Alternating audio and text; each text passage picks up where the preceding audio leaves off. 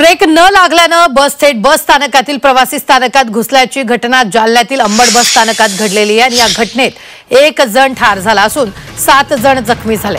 या घटनेतील 5 जखमींना जालन्यातील शासकीय रुग्णालयात उपचारासाठी दाखल करण्यात आलेला आहे। जखमींमध्ये एका 1.5 वर्षाच्या बाळाचाही समावेश आहे।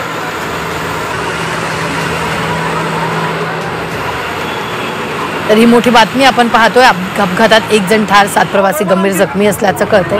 ब्रेक न लागल्यानं बस थेट स्थानकात घुसलेली आहे।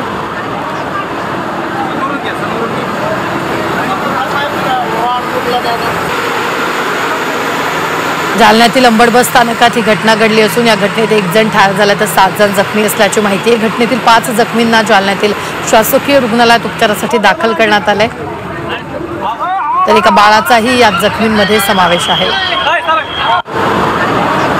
ही मोठी बातमी आपण पाहतोय।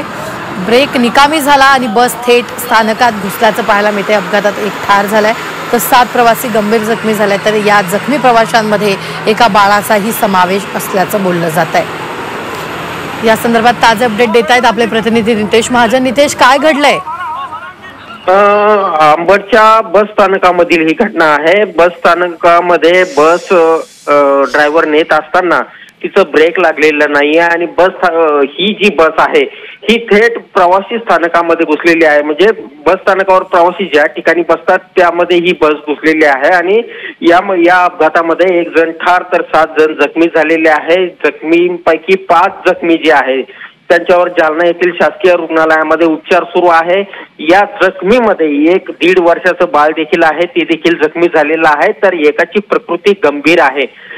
या अपघाताबाबत माहिती घेतली असता अशी बाब उघडकीस आलेली आहे की बस जेव्हा थांबवली जात होती त्यावेळेला चालकाकडून तिचा ब्रेक लागला नाही आणि त्यामुळे ही बस जी आहे ती थेट प्रवासी स्थानकामध्ये घुसली। आणि धन्यवाद ताजा अपडेट देण्यासाठी।